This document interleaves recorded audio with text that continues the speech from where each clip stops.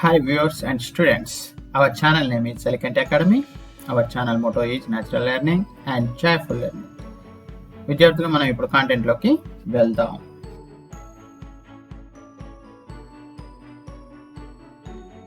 విద్యార్థులు ఇక్కడ కనిపిస్తున్నది తెలంగాణ SART వారు రూపొందించిన వర్క్షీట్లు. 10వ తరగతి జీవశాస్త్రం మొదటి పాఠ్యాంశం పోషణకు సంబంధించిన కృత్యపత్రం సంఖ్య 1. ఈ పాఠ్యాంశానికి సంబంధించి 15 వర్క్షీట్లు తెలంగాణ SART వారు తయారు చేయడం జరిగింది. అది మీరందరూ మీ ఉపాధ్యాయులు పంపిస్తే మీరు చేయడానికి ప్రయత్నిస్తున్నారు కదా.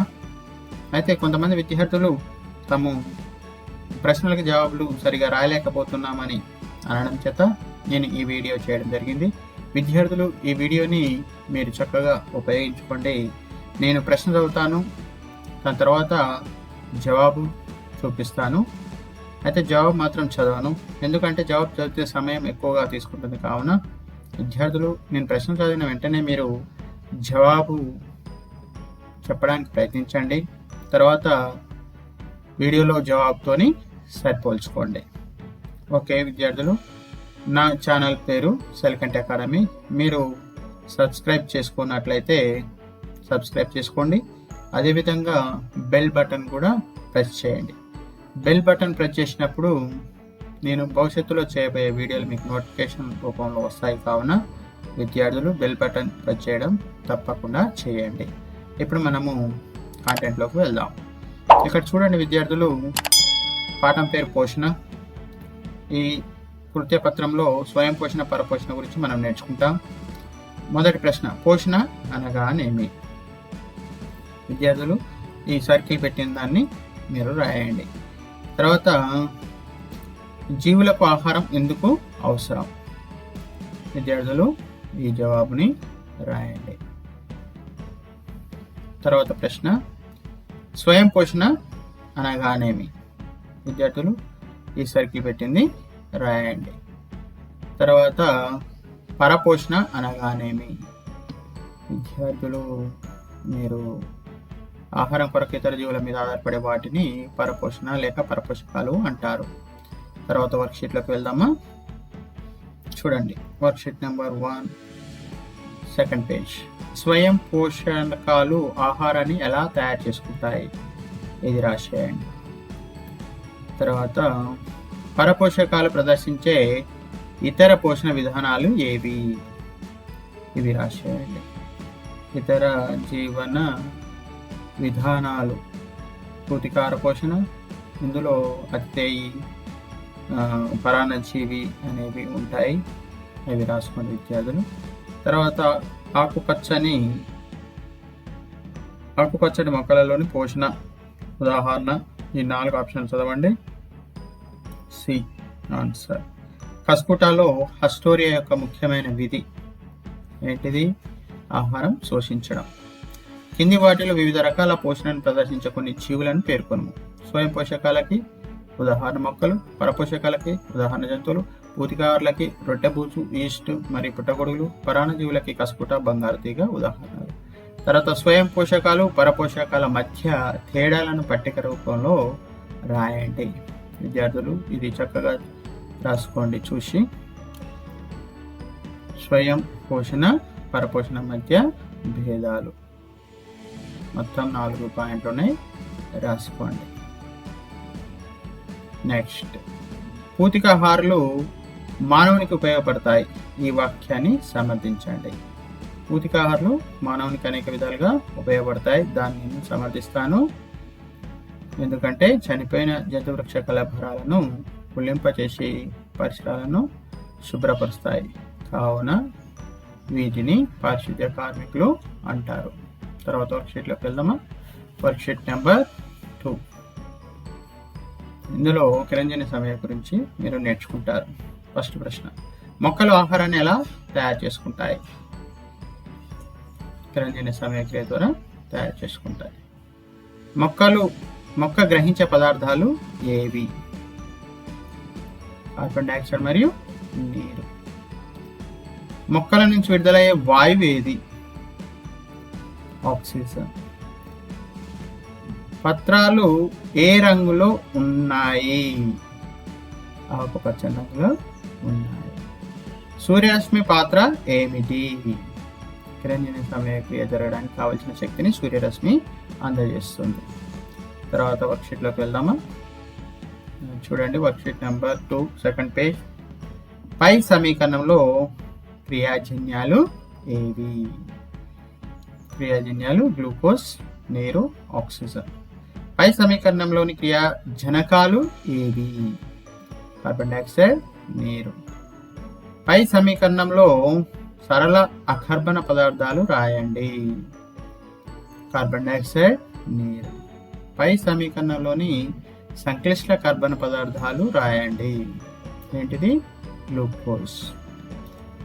స్వీయ మూల్యాంకనం. సరి అయిన వాక్యాన్ని గుర్తించండి. ఈ 4 ఆప్షన్లు చదవండి. సరైన వాక్యం బి. ఆకుపచ్చని మొక్కలన్నీ కిరణజన్య సమయక్రియ ద్వారా ఆహార పదార్థాలను తయారు చేస్తాయి. రెండో ప్రశ్న, కిరణజన్య సమయక్రియ జరగని మొక్క భాగం. ఈ 4 ఆప్షన్స్ చదవండి. సి, వేరు. సప్త జీవకోటికి కిరణజన్య సమయక్రియ ముఖ్యమైన జీవక్రియగా ఎందుకు భావిస్తారో సంక్షిప్తంగా వివరించండి. విద్యార్థులు చూడండి, సప్త జీవకోటికి కావాల్సిన ఆహార పదార్థాలు మొక్కలు ప్రత్యక్షంగా కానీ పరోక్షంగా కానీ అందిస్తున్నాయి. కావున సప్త జీవకోటికి కావాల్సిన ఆహారాన్ని అందించే జీవక్రియ కిరణజన్య సమయక్రియ అని నేను భావిస్తున్నాను. తర్వాత, ఈ భూమిపై ఆకుపచ్చటి మొక్కలు లేకపోతే ఏం జరుగుతుంది? చూడండి విద్యార్థులు, ఏం జరుగుతుంది? ఆహారం ఉత్పత్తి కాదు, దాంతో ఆహారం దొరకక జీవులన్నీ చనిపోతాయి. కిరణజన్య సమయక్రియను చూపు రసాయనిక సమీకరణాన్ని రాయండి. చూడండి విద్యార్థులు, CO2 + 12H2O gives rise in the presence of Kanthi పత్రహితం C6H12, O6 + 6H2O + 6O2. కిరణజన్య సమయక్రియకు అవసరమైన కారకాలేవి? కిరణజన్య సమయక్రియలో ఏర్పడే ఉత్పన్నాలేవి? అవసరమైన కారకాలు ఏంటి? కార్బన్ డైఆక్సైడ్, నీరు. ఉత్పత్తి అయ్యే కారకాలు లేదా ఏర్పడే కారకాలు గ్లూకోజ్, నీరు మరియు ఆక్సిజన్. తర్వాత వర్క్షీట్లోకి వెళ్దామా? Worksheet number 3.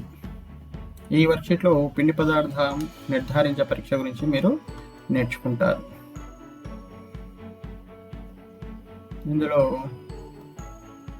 ఆకుపచ్చటి ఆకులలో పిండి పదార్థం కలదని నిరూపించడానికి ఈ క్రింది కృత్యాన్ని పరిశీలిద్దాం. ఈ కింది బొమ్మను పరిశీలించి దిగువ ఇవ్వబడిన ప్రశ్నలకు సమాధానాలు రాయండి. దిగువ ఇవ్వబడిన ప్రశ్నలు ఏంటో చూద్దామా? ఓకే, చూడండి. Worksheet number 3, page number 2. ఇవి ప్రశ్నలు. పై కృత్యం యొక్క ఉద్దేశం ఏమిటి? ఆకుపచ్చని ఆకులో పిండి పదార్థం కలదని నిరూపించుట. కృత్యంలో ఉపయోగించిన పరికరాల జాబితా రాయండి.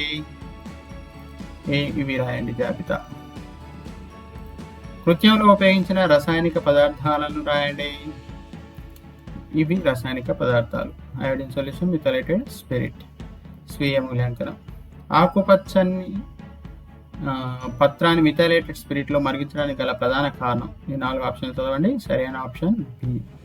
పిండి పదార్థం ఉనికిని తెలుసుకున్నట్టుకు ఉపయోగించే రసాయనిక పదార్థం అయోడిన్.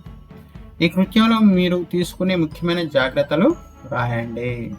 చూడండి జాగ్రత్తలు, ఈ 2 జాగ్రత్తలు రాసుకోండి. తర్వాత ప్రశ్న, ఆకులలో పిండి పదార్థాన్ని పరిశీలించే ప్రయోగ విధానాన్ని రాయండి. ప్రయోగ విధానం రాయండి విద్యార్థులు చక్కగా. ఆకులలో పిండి పదార్థాన్ని పరిశీలించడానికి మీరు మీ పాఠశాలలో ప్రయోగశాలలో అనుసరించిన విధానం తెలపండి. ఈ 6 వాక్యాలు ఈ బొమ్మ గీసి రాయండి.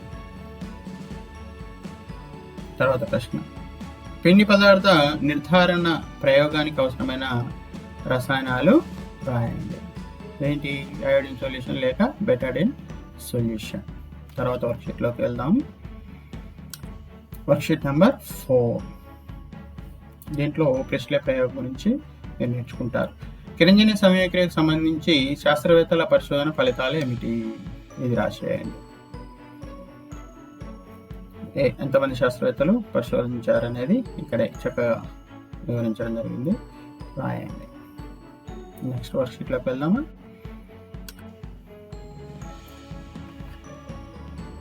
ప్రెస్లే నిర్వహించిన ప్రయోగాన్ని సూచించే క్రింది చిత్రాలను పరిశీలించండి. రెండవ గంట జాడిలో ఎలుక ఎందుకు చనిపోయింది? ఎందుకు చనిపోయింది? గాలిలో ఉన్న ఆక్సిజన్ అందకపోవడంతో ఎలుక చనిపోయింది. నాలుగవ గంట జాడిలో ఎలుక ప్రాణంతో ఉండి కొవ్వొత్తి ఆరిపోకుండా ఉండడానికి గల కారణం ఏమిటి? ఇది రాసేయండి. స్వీయ మూల్యాంకనం. విద్యార్థులు ప్రెస్లే ప్రయోగానికి సంబంధించిన సరైన వాక్యాన్ని గుర్తించండి. ఈ 4 ఆప్షన్స్ చదవండి. సరైన వాక్యాన్ని గుర్తించి ఆన్సర్ని పోల్చుకోండి. కొవ్వొత్తికి ఎలుకకు పుదీనా మొక్కకు మధ్య మీరు ఏమైనా సంబంధాన్ని గుర్తించారా? ఇది రాసేయండి, సరిపోతుంది. ఓకేనా? తర్వాత ప్రెస్లే ప్రయోగానికి సంబంధించిన సరైన వాక్యం డి. ఆక్సిజన్ అని నామకరణం చేసిన శాస్త్రవేత్త. ఈ 4 ఆప్షన్లో ఎవరో గుర్తించండి. సి లెవైస్. ప్రెస్లే ప్రయోగం పరిశీలనను రాయండి. ఇది రాసేయండి విద్యార్థులు. ప్రెస్లే ప్రయోగ పరిశీలన. ఓకే. నెక్స్ట్, గంటజాడిలో పుదీనా మొక్కను ప్రవేశపెట్టకపోతే ఎలుకకు ఏం జరిగేది? చూడండి విద్యార్థులు, ఏం జరిగేది? ఆక్సిజన్ అందక ఎలుక చనిపోయేది. తర్వాత ప్రశ్న, కిరంజనీయ సమయక్రియకు సంబంధించి వివిధ శాస్త్రవేత్తలు కనుగొనిన అంశాలు రాయండి. రాసేయండి విద్యార్థులు. కిరంజనీయ సంబంధించిన వివిధ శాస్త్రవేత్తలు కనుగొనిన అంశాలు. టామెన్ షో ఏం చేశాడు, ప్రెస్లో ఏం చేశాడు అనేది ఇక్కడ ఇవ్వడం జరిగింది. చక్కగా రాసుకోండి. నెక్స్ట్ వర్క్షీట్లోకి వెళ్దామా? తర్వాత వర్క్షీట్ నెంబర్ 5. ఇందులో మోల్స్ అర్ధపత్ర ప్రయోగం గురించి మీరు నేర్చుకుంటారు. ఫస్ట్ ప్రశ్న చూడండి.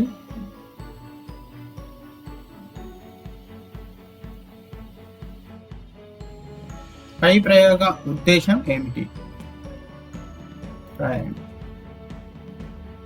కిరంజనీయ సమయక్రియకు కార్బన్ డైఆక్సైడ్ అవసరమని నిరూపించుట. తర్వాత ప్రశ్న, ప్రయోగంలో ఉపయోగించిన పరికరాల పేర్లను రాయండి.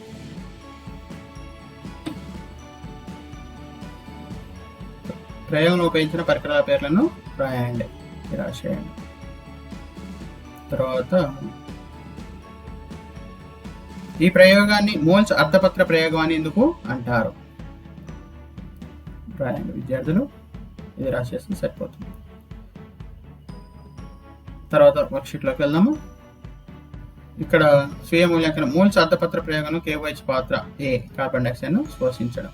మోల్స్ అర్ధపత్ర ప్రయోగ పరిశీలనకు సంబంధించి సరైన వాక్యాన్ని ఈ 4 ఆప్షన్స్ చదవండి. సరైన వాక్యం సి గుర్తించండి. మొక్కను 24 గంటలు చీకట్లో ఉంచడానికి గల కారణం. 4 ఆప్షన్స్ చదవండి. సరైనది సి గుర్తించండి. మోల్స్ అర్ధపత్ర ప్రయోగంలో తీసుకునే 2 జాగ్రత్తలు రాయండి. విద్యార్థులు రాయండి. తర్వాత ప్రశ్న, మోల్స్ అర్ధపత్ర ప్రయోగ విధానాన్ని రాయండి. విద్యార్థులు ఈ అర్ధపత్ర ప్రయోగ విధానాన్ని చక్కగా రాసేయండి. మొత్తం 7 వాక్యాలు ఉన్నాయి కదా, రాసేయండి. తర్వాత కిరంజనీయ సమయక్రియలకు కార్బన్ డైఆక్సైడ్ అవసరమని నిరూపించే ప్రయోగానికి కావాల్సిన రసాయనాలు రాయండి. రసాయనాలు పొటాషియం హైడ్రాక్సైడ్ లేదా మరియు అయోడిన్ ద్రావణం. ఈ 2 రసాయనాలు రాసేయండి. నెక్స్ట్ వర్క్షీట్లోకి వెళ్ళిపోదాం. వర్క్షీట్ నెంబర్ 6, హైడ్రిల్లా ప్రయోగం. ఈ వర్క్షీట్లో హైడ్రిల్లా ప్రయోగం గురించి మీరు నేర్చుకుంటారు. ప్రయోగ ఉద్దేశం ఏమిటి? కిరంజనీయ సమయక్రియలో కాంతి సమక్షంలో ఆక్సిజన్ విడుదల అవుతుందని నిరూపించుట. రెండవ ప్రశ్న, ప్రయోగంలో ఉపయోగించిన మొక్క పేరేమిటి? హైడ్రిల్లా మొక్కలు. తర్వాత ప్రశ్న, ప్రయోగంలో ఉపయోగించిన పరికరాల జాబితాను రాయండి. ఇది రాసేయండి, సరిపోతుంది. ఒక పరీక్ష ఇక్కడ నుంచి 5 బీకర్ వరకు రాసేయండి. నెక్స్ట్ వర్క్షీట్లోకి వెళ్దాం. వర్క్షీట్, ప్రయోగ పరిశీలనను రాయండి. ఇది రాసేయండి, సరిపోతుంది. పరీక్ష నాళికలో విడుదలైన వాయువు ఏది? ఇది రాసేయండి, సరిపోతుంది. స్వీయ మూల్యాంకనం. ప్రయోగ నిర్వహణకు సంబంధించిన అంశాలు కింద ఇవ్వబడ్డాయి. సరైన క్రమాన్ని సూచించి అక్షరాన్ని వరుసల క్రమంలో రాయండి. రాయండి విద్యార్థులు. ఏది ముందు వస్తుంది? CDEGPAF. ఇవి చదివి రాసేయండి. నీడలో హైడ్రిల్లా ప్రయోగం ఎటువంటి ఫలితాన్ని ఇస్తుంది? రాయండి విద్యార్థులు. కిరంజనీయ సమయక్రియ జరగకపోవడం వల్ల ఆక్సిజన్ వాయువు విడుదల కాదు. తర్వాత ప్రశ్న చూడండి, ప్రయోగ నిర్వహణలో తీసుకునే 2 జాగ్రత్తలు రాయండి. ఈ 2 జాగ్రత్తలు రాసుకోండి సరిపోతుంది.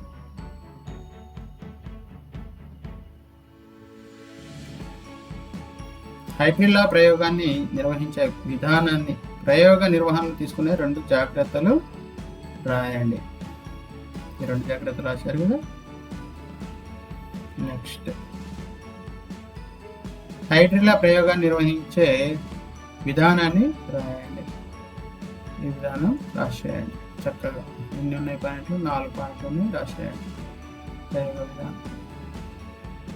నెక్స్ట్, హైడ్రిల్లా ప్రయోగాన్ని సూచించే బొమ్మ గీయండి. బొమ్మ గీసి భాగాల పేర్లు కూడా రాయండి సరిపోతుంది. ఈ బొమ్మ గీసి భాగాల పేర్లు రాస్తే. నెక్స్ట్ వర్క్షీట్లోకి వెళ్దాము.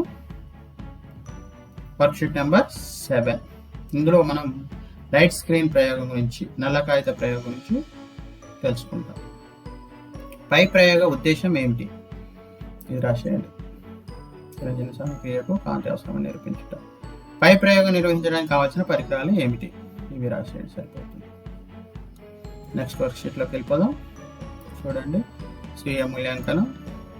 ముందు ఆకు యొక్క ఏ భాగం నీలి నలుపు రంగులోకి మారింది, మిగిలిన భాగం ఏ విధంగా ఉంది? ఇది రాసేయండి సరిపోతుంది. తర్వాత నల్ల కాగితం లైట్ స్క్రీన్ ప్రయోగానికి కావాల్సిన పరికరాలు. ఈ 4 ఆప్షన్లు చదవండి, సరైన దాన్ని ఏగా గుర్తించండి. పిండి పదార్థం తొలగించడానికి ఆకును, పిండి పదార్థం తొలగించబడిన ఆకును బొమ్మలో చూపిన విధంగా నల్లటి కాగితంతో కప్పి 8 గంటల తర్వాత అయోడిన్ పరీక్ష నిర్వహించినప్పుడు కనపడే సరైన ఆకును గుర్తించండి. ఇది నల్ల కాగితం ప్రయోగం లైట్ స్క్రీన్ లో అనుసరించిన ప్రయోగ విధానాన్ని రాయండి. ఇది రాసేయండి విద్యార్థులు. మొత్తం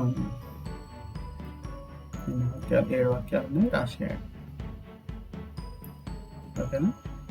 నెక్స్ట్, లైట్ స్క్రీన్ ప్రయోగంలో తీసుకోవాల్సిన జాగ్రత్తలు రాయండి. ఇవి రాసేయండి సరిపోతుంది. తర్వాత వర్క్షీట్లోకి వెళ్దాం. వర్క్షీట్ నెంబర్ 8, ఆకాటుకోత గురించి ఈ వర్క్షీట్లో నేర్చుకుంటాం మనం. చూడండి, ఆకాటుకోత చూశారు కదా. ఈ పేజీలో ఏం ప్రశ్నలు లేవు. నెక్స్ట్ పేజీలోకి వెళ్ళిపోదాం. ఆకులో పత్రహరితం మరియు ఇతర పదార్థాలు ఎక్కడ ఉంటాయి?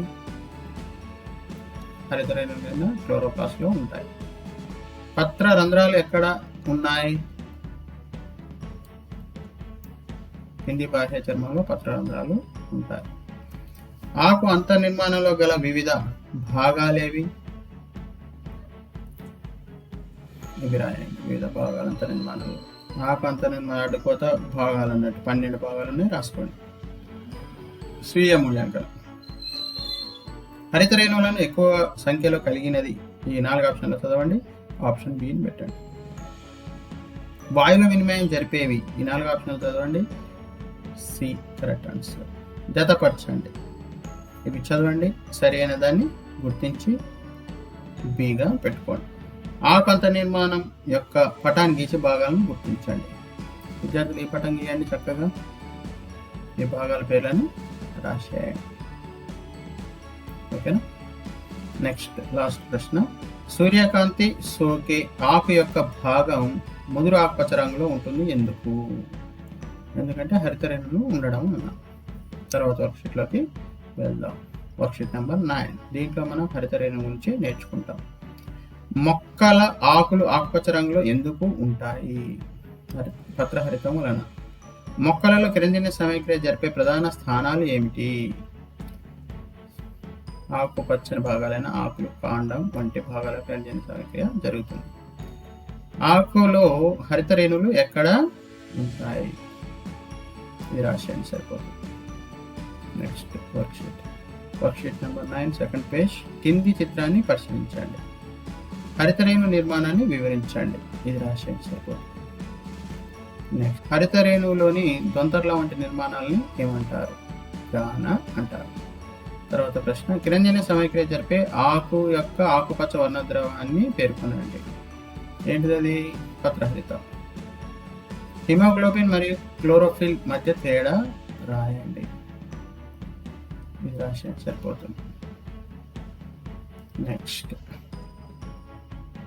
మూల్యాంకనం. హరితరేణుకు సంబంధించిన సరైన వాక్యాన్ని గుర్తించండి. ఈ 4 ఆప్షన్లు చదవండి. సరైన వాక్యం బిగా గుర్తించండి. క్లోరోఫిల్ అణువు మధ్యలో ఉండే మూలకం. ఈ 4 ఆప్షన్లు డి సరైనది. కిరణజన్య సమయక్రియలో కాంతిని శోషించుకునేది బి క్లోరోఫిల్. హరితరేణు బొమ్మ గీసి దాని నిర్మాణాన్ని వివరించండి.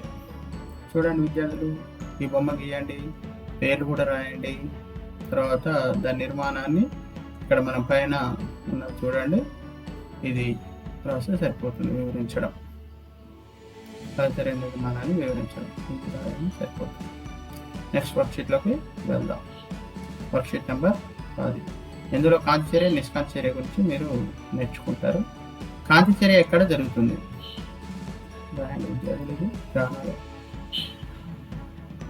కాంతి దశలో ఏమి జరుగుతుంది? కాంతి చర్యలో కాంతి శక్తి రసాయన శక్తిగా మారుతుంది. నిష్కాంతి చర్య ఎక్కడ జరుగుతుంది? స్ట్రోమాలో. తర్వాత ప్రశ్న, తర్వాత వర్క్షీట్లోకి వెళ్దాం. కాంతి చర్య యొక్క అంత్య ఉత్పత్తులు ఏమిటి? ఆక్సిజన్, ఏటీపీ, NADPH అంత్య ఉత్పత్తులు. నిష్కాంతి చర్య అంటే ఏమిటి? ఇది రాయండి సరిపోతుంది. నిష్కాంతి చర్యలో కార్బన్ డైఆక్సైడ్ స్వీకరించే ప్రారంభ పదార్థాన్ని పేర్కొనండి. RuBP, రిప్యులోస్ ఫాస్ఫేట్, రిప్యులోస్ 1,5 బిస్ ఫాస్ఫేట్ అనేది ప్రారంభ పదార్థం. నిష్కాంతి చర్యలో తుది ఉత్పత్తులు ఏమిటి? ఇవి రాయండి సరిపోతుంది. గ్లూకోజ్. స్వీయ మూల్యాంకనం. కింది వానిలో సరిగాని వాక్యాన్ని గుర్తించండి. ఈ 4 ఆప్షన్లు చదవండి. ఆప్షన్ సిని గుర్తించండి, జతపరచండి. NADP అంటే 3వది, nicotinamide adenine di nucleotide phosphate. Glucose అంటే 4వది, C6H12O6. స్వాంగీకరణ శక్తి అంటే 2వది, ATP, NADPH. ATP అంటే అడినోసిన్ ట్రై ఫాస్ఫేట్. కాంతి నిష్కాంతి చర్యల మధ్య భేదాలను రాయండి. విద్యార్థులు చక్కగా రాసుకోండి ఈ భేదాలు. తర్వాత నీటి కాంతి విశ్లేషణ యాంత్రికాన్ని వివరించండి. ఇది రాసేయండి సరిపోతుంది. తర్వాత స్వాంగీకరణ శక్తి అని వేటిని అంటారు? ఇవి రాసేయండి. ATP, NADPHలను శక్తి గ్రాహకాలు అంటారు. తర్వాత వర్క్షీట్లోకి వెళ్దాం. Worksheet number 11. దీంట్లో మానవ జీర్ణ వ్యవస్థ గురించి మీరు నేర్చుకుంటారు. జీర్ణక్రియ అంటే ఏమిటి? ఇది రాయండి సరిపోతుంది. నెక్స్ట్ ఆహార నాళంలో ఆహారం దంతాలు, ఇవి ఈ జీర్ణనాళాన్ని పరిశీలించండి. తర్వాత వర్క్షీట్లోకి వీటి పేర్లని, మానవ జీర్ణ వ్యవస్థ పటాన్ని పరిశీలించండి, భాగాలను గుర్తించండి. చూడండి, ఇది నోరు, తర్వాత ఉన్నది ఆహార వాహిక, తర్వాత పెద్ద పేగు, తర్వాత ఇది చిన్న పేగు, తర్వాత ఇది పురుషనాళం, తర్వాత ఇది పాయు. నెక్స్ట్ వర్క్షీట్లోకి వెళ్దాం. జీర్ణనాళంలోని ప్రధాన భాగాలు ఏవి? ఇవి రాయండి సరిపోతుంది. నోటిలో ఆహారం ఎలాంటి మార్పులకు లోనవుతుంది? ఇది రాయండి సరిపోతుంది. నోటిలో నలబడిన ఆహారాన్ని బోలస్ అంటారు. తర్వాత ఆహార వాహికలో ఆహార ముక్త చూపు చలనాన్ని ఏమంటారు? పెరిస్టాలిక్ చలనం అంటారు. తర్వాత ప్రశ్న, జీర్ణాశయంలో ఆహారంలో జరిగే మార్పులు ఏమిటి? ఇది రాయండి సరిపోతుంది. చిలకబడిన జీర్ణాశయంలోని ఆహార పదార్థం ఖైమ్ అంటారు. పైలోరిక్ సంహారణి కండరం విధి ఏమిటి? ఇది రాసేయండి సరిపోతుంది. తర్వాత చిన్న పేగు యొక్క నిర్మాణం మరియు విధి ఏమిటి? ఇది రాసేయండి సరిపోతుంది. తర్వాత పెద్ద పేగు యొక్క విధి ఏమిటి? ఇది రాసేయండి సరిపోతుంది. తర్వాత స్వీయ మూల్యాంకనం. కింది వానిలో సరికాని వాక్యాన్ని గుర్తించండి. ఈ 4 ఆప్షన్ చదవండి. ఆప్షన్ డి సరికాని వాక్యం. మానవుని జీర్ణ వ్యవస్థ బొమ్మ గీసి భాగాలను గుర్తించండి. ఈ బొమ్మ గీయండి, చక్కగా పేర్లని రాయండి. ఇది మీ అభ్యాసాన్ని మెరుగుపరుచుకుందాలో ఉన్న బొమ్మ. ఇది జీర్ణ వ్యవస్థను పోల్చుకోండి, సరిపోల్చుకోండి. నెక్స్ట్, స్థానికంగా లభించే పదార్థాలతో మానవ జీర్ణ వ్యవస్థ యొక్క నమూనాను తయారు చేయండి. అది మీరు తయారు చేయండి. మానవ జీర్ణ వ్యవస్థలోని ముఖ్య భాగాలు, ఆయా భాగాలలో ఆహారం పొందే మార్పులను రాయండి. ఇది రాసేయండి సరిపోతుంది. జీర్ణ గ్రంథులు లాలాజలంలో ఏ విధంగా మార్పు పొందుతుంది, జఠరసం అంటే జీర్ణాశయంలో ఏ విధంగా మార్పు పొందుతుంది, ఆతమూలంలో ఏ విధమైన మార్పు పొందుతుంది, ప్రోమరసం ఆతమూలం విడుదలైనప్పుడు ఏ విధంగా, చిన్న పేగులలో ఆంధ్రరసం విడుదలైన ఏ విధంగా మార్పు పొందుతుందో ఇవి రాయండి సరిపోతుంది. నెక్స్ట్, నోటి నుండి పాయు వరకు ఆహారం ప్రయాణించే మార్గాన్ని చూపు ఫ్లో చార్ట్ను గీయండి. ఇది ఫ్లో చార్ట్ గీయండి విద్యార్థులు, రాసుకోండి. ఆహారానికి మొదలుపెట్టి నోరు, ఆశకుహరం, గ్రసాన్ని, తర్వాత వచ్చేసి ఆంత్రమూలం, ఇవి ఫ్లో చార్ట్ గీయండి, గీసి రాసుకోండి. ఓకేనా. నెక్స్ట్ వర్క్షీట్లోకి వెళ్దాం. Worksheet number 12. ఇందులో జీర్ణ గ్రంథులు, జీర్ణ ఎంజైమ్ల గురించి మీరు నేర్చుకుంటారు. ఇక్కడ చూడండి, మీకు బొమ్మ కనిపిస్తుంది కదా, జీర్ణ వ్యవస్థ బొమ్మ. పటంలో వివిధ జీర్ణ గ్రంథులను గుర్తించండి. ఇది లాలాజల గ్రంథులు. తర్వాత ఇది జీర్ణాశయం మీద ఉన్నటువంటి కాలేయం. తర్వాత ఇది జీర్ణాశయం. జీర్ణాశయంలో జఠర గ్రంథులు ఉంటాయి. తర్వాత ఈ జీర్ణాశయం కింద క్లోమం గ్రంథి ఉంటుంది. తర్వాత చిన్న పేగులో ఆంత్ర గ్రంథులు ఉంటాయి అన్నట్టు. ఇవి జీర్ణ వ్యవస్థలోని 5 గ్రంథులు. తర్వాత మానవులోని జీర్ణ గ్రంథులు, వాటి విధులు ఏవి, ఇది రాసి సరిపోతుంది. తర్వాత జీర్ణాశయంలో ఉన్న గ్రంథులను పేర్కొనండి. చూడండి, జఠర గ్రంథులు. జఠరసంలో ఉండే ఎంజైమ్లు ఏవి, పెప్సిన్. జీర్ణాశయంలో హైడ్రోక్లోరిక్ ఆమ్లం యొక్క విధి ఏమిటి, ఇది రాసేయండి సరిపోతుంది. నెక్స్ట్ వర్క్షీట్లోకి వెళ్దాం. Worksheet number 12, second page. లాలాజల గ్రంథులు దేనిని, ఏ ఎంజైమ్ను స్రవిస్తాయి, అవి వేటిపై చర్య జరుపుతాయి. ఏం స్రవిస్తాయి, టైలిన్ అనే ఎంజైమ్ని స్రవిస్తాయి. లాలాజలాన్ని టైలిన్ అనే ఎంజైమ్. వేటిపై చర్య జరుపుతాయి, కార్బోహైడ్రేట్స్ మీద చర్య జరుపుతాయి. నెక్స్ట్, క్లోమరసం విడుదల చేసే ఎంజైమ్లు ఏవి, అవి వేటిపై వేటిగా మారుస్తాయి. ఎంజైమ్ ఏంటి, అమైలేజ్, ట్రిప్సిన్, లైపేజ్. వేటిపై చర్య జరుపుతాయి, కార్బోహైడ్రేట్స్, ప్రోటీన్స్, కొవ్వులుగా మీద చర్య జరిపి మాల్టోస్, పెప్టోన్స్, కొవ్వు ఆమ్లాలు మరియు గ్లిజరిన్ గా మారుస్తాయి. ఆంత్రరసం విడుదల చేసే ఎంజైమ్లు ఏవి, పెప్టిడేస్, సూక్రేజ్. అవి వేటిపై చర్య జరుపుతాయి, పెప్టైడ్స్, సూక్రేజ్ మీద చర్య జరుపుతాయి. కింది వాణిలో సరికాని జతను గుర్తించండి. ఈ 4 జతలు పరిశీలించండి. సరికాని జత డీని గుర్తించండి. జీర్ణాశయంలో చిన్న పేగులలో జరిగే జీర్ణక్రియను సరిపోల్చండి. చూడండి, ఇది జీర్ణాశయంలో జీర్ణక్రియ. పెప్సిన్ అనే ఎంజైమ్ విడుదలవుతుంది. జీర్ణాశయంలో ఉన్న గ్రంథి పేరు జఠర గ్రంథి అంటాం. అది విడుదల చేసే రసం జఠరసం. వేటి మీద పనిచేస్తున్న ప్రోటీన్స్ మీద వేటిగా మారుస్తుంది, పెప్టోన్స్ గా మారుస్తుంది. జీర్ణాశయంలో పైత్యరసం యొక్క పాత్రను చిన్న పేగులు జరిపే జీర్ణక్రియను సరిపోల్చండి. ఇది చిన్న పేగు జరిపే జీర్ణక్రియ. పెప్టిడేజెస్, సూక్రేజెస్ అనే వాటి మీద చిన్న పేగులో ఉన్న ఆంధ్రరసము పనిచేసి పెప్టైడ్స్, సూక్రేజ్ మీద పనిచేసి అమైనో ఆమ్లాలుగా గ్లూకోజ్గా మారుస్తుంది. జీర్ణాశయంలో పైత్యరసం యొక్క పాత్ర వివరించండి. చూడండి, ఇది కొవ్వుల మీద పనిచేసి ఎమల్సీకరణ జరిపి కొవ్వులను చిన్న చిన్న రేణువులుగా మారుస్తుంది. దాన్ని ఎమల్సిఫికేషన్ అంటాం, ఎమల్సీకరణ అంటాం. క్లోమరసం విడుదల చేసే ఎంజైమ్లు, అవి చర్య జరిపే పదార్థాలు, అంత్య ఉత్పన్నాలు రాయండి. చూడండి, అమైలేజ్, ట్రిప్సిన్, లైపేజ్ అనేది క్లోమరసం విడుదల చేసే ఎంజైమ్. వేటి మీద పనిచేస్తుంది, పిండి పదార్థాలు, ప్రోటీన్స్, కొవ్వుల మీద పనిచేస్తుంది. వేటిగా మారుస్తుంది, గ్లూకోజ్, పెప్టోన్స్, కొవ్వు ఆమ్లాలు మరియు గ్లిజరిన్ గా మారుస్తుంది. నెక్స్ట్ వర్క్షీట్లోకి వెళ్దాం. Worksheet number 13. ఇందులో అజీర్తి, వాంతి గురించి మీరు నేర్చుకుంటారు. అజీర్తి లక్షణాలు ఏమిటి, ఇది రాసేయండి సరిపోతుంది. నెక్స్ట్ క్వశ్చన్, అజీర్తికి కారణాలు ఏమిటి, ఇది రాసేయండి సరిపోతుంది. నెక్స్ట్, వాంతికి కారణాలు ఏమిటి, ఇది రాసేయండి సరిపోతుంది. నెక్స్ట్ వర్క్షీట్లోకి వెళ్తాం. Worksheet number 13, page number 2. జీర్ణనాళంలో పుండ్లు ఎందుకు వస్తాయి, ఇది రాసేయండి సరిపోతుంది. మలబద్ధకం అంటే ఏమిటి, దానిని మనం ఎలా నివారించవచ్చు, ఇది రాసేసి సరిపోతుంది. ఆరోగ్యపరంగా ఎలాంటి జాగ్రత్తలు తీసుకోవాలి, ఇది రాసేసి సరిపోతుంది. స్వీయ మూల్యాంకనం. అజీర్తి సమస్యను అధిగమించడానికి మీ రోజువారీ జీవితంలో మీరు అనుసరించే కార్యక్రమాలను రాయండి, ఇవి రాయండి సరిపోతుంది.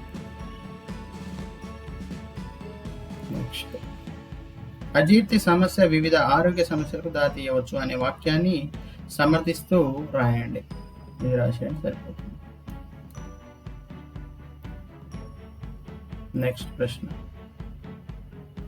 జీర్ణక్రియకు సంబంధించి మంచి ఆరోగ్యకర అంశాలపై అవగాహన కల్పించడానికి నినాదాలు రాయండి, ఏ నినాదాలు రాయండి సరిపోతుంది. నెక్స్ట్ ప్రశ్న, వాంతులకు కారణాలను రాయండి, ఇది రాసేయండి సరిపోతుంది. నెక్స్ట్ ప్రశ్న, జీర్ణనాళంలో పుండ్లు ఏర్పడకుండా ఎలాంటి జాగ్రత్తలు తీసుకోవాలి, ఇది రాసేయండి సరిపోతుంది. నెక్స్ట్ ప్రశ్న, తిరోగమన పెరిస్టాల్సిస్ కు కారణాలు ఏమిటి, ఇది రాసేయండి సరిపోతుంది. తర్వాత వర్క్షీట్లోకి వెళ్దాము.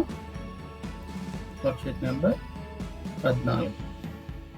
ఇందులో పోషకాహార లోపం గురించి మనం నేర్చుకుంటాం. సమతుల ఆహారం అంటే ఏమిటి, ఇది రాసేయండి సరిపోతుంది. పోషకాహార లోపం అనగానే ఏమి, ఇది రాసేయండి సరిపోతుంది. పోషకాహార లోపాలు ఎన్ని రకాలు, అవి ఏవి, ఇది రాసేయండి సరిపోతుంది. తర్వాత వర్క్షీట్లోకి వెళ్దాం. Worksheet number 14, page number 2. కింది పట్టాలను పరిశీలించి వ్యాధి లక్షణాలను రాయండి. క్వాషియార్కర్, ఇది రాయండి సరిపోతుంది. వ్యాధి లక్షణాలు. మెరాస్మస్ వ్యాధి లక్షణాలు, ఇది రాయండి సరిపోతుంది. స్థూలకాయానికి ప్రధాన కారణాలు ఏమిటి, ఇది రాయండి సరిపోతుంది. స్వీయ మూల్యాంకనం. సమతుల ఆహారం ఉండేవి, ఈ 4 ఆప్షన్ చదివి సరైన దాన్ని డిగా గుర్తించండి. పోషకాహార లోపానికి కారణం కాని దానిని గుర్తించండి, డి. క్వాషియార్కర్ మరియు మెరాస్మస్ మధ్య గల తేడాలను రాయండి. ఈ క్వాషియార్కర్ పైది, కిందిది మెరాస్మస్, ఈ 2 పట్టిక రూపంలో తేడాలు రాస్తే సరిపోతుంది. తర్వాత మీ ప్రాంతంలో పోషకాహార లోపంతో బాధపడుతున్న వ్యక్తుల సమాచారాన్ని సేకరించండి, ఇది మీరు సొంతంగా సేకరించి రాయాల్సి ఉంటుంది. తర్వాత జంక్ ఫుడ్ను మనం ఎందుకు మానుకోవాలి వివరించండి, ఇది రాయండి సరిపోతుంది. తర్వాత పోషకాహార లోపం ఎన్ని రకాలు, వాటి గురించి వివరించండి, ఇది రాయండి సరిపోతుంది. తర్వాత వర్క్షీట్లోకి వెళ్ళిపోదాం. వర్క్షీట్ నెంబర్ 15, లాస్ట్ వర్క్షీట్, పోషణ పాఠ్యాంశానికి సంబంధించి పువ్వులలో కరిగే విటమిన్ల యొక్క ఎన్ని చార్ట్ పరిశీలించి తగిన విధంగా పట్టికను పూరించండి. ఓకే, ఇప్పుడు పట్టికని పూరిద్దాం. విటమిన్లు ఎన్ని రకాలు, ఇది రాయండి సరిపోతుంది. పువ్వులో కరిగేది. నెక్స్ట్, బెరిబెరి వ్యాధి లక్షణాలు ఏమిటి, ఇవి రాయండి సరిపోతుంది. బెరిబెరి వ్యాధి లక్షణాలు. నెక్స్ట్, ఏ విటమిన్ లోపం అలసట మరియు మానసిక వ్యాఖ్యలతో కారణమవుతుంది, బయోటిన్ లోపం. విటమిన్ B3 యొక్క రసాయనిక నామం ఏమిటి, నియాసిన్. విటమిన్ B12 యొక్క వనరులు ఏమిటి, జీర్ణ వ్యవస్థలో ఉండే బ్యాక్టీరియా దీనిని సంశ్లేషిస్తుంది. సంశ్లేషించడం అంటే ఉత్పత్తి చేస్తుంది అన్నట్టు. సి విటమిన్ ఏమంటారు, దాని లోపం వల్ల వచ్చే వ్యాధి ఏది, సి విటమిన్ ని అస్కార్బిక్ ఆమ్లం, దీని లోపం వల్ల స్కార్బీ వ్యాధి వస్తుంది. స్వీయ మూల్యాంకనం. సరికాని జతను గుర్తించండి, చదివి ఏ సరికాని జత, టోకోఫెరాల్ సంతానోత్పత్తి సమస్య. విటమిన్లు ఎన్ని రకాలు, అవి ఏవి, చూడండి. విటమిన్ ఎన్ని రకాలు, ఈ పట్టిక రాయండి. విటమిన్లు నీటిలో కరిగేవి, కొవ్వులో కరిగేవి. నీటిలో కరిగేవి BC, కొవ్వులో కరిగేవి ADEK. నెక్స్ట్, విటమిన్లను సూక్ష్మ పోషకాలని ఎందుకు అంటారు, మన శరీరం తక్కువ మొత్తంలో అవసరమవుతాయి, కావున వీటిని సూక్ష్మ పోషకాలు ఇది రాసేయండి. మనం తినే ఆహారం, ఆ ఆహారంలో ఉండే విటమిన్ల వివరాల పట్టిక రూపంలో రాయండి. అంటే మీరు భుజించే ఆహారంలో ఏ విటమిన్లు ఉన్నాయి అనేది ఆ ఆహారం పేరు పట్టిక రూపంలో రాయండి. ఓకే విద్యార్థులు మీకు ఈ వీడియో నచ్చినట్లయితే లైక్ చేయండి, అదేవిధంగా షేర్ చేయండి. Our channel motto is natural learning and joyful learning. ధన్యవాదాలు. Thank you.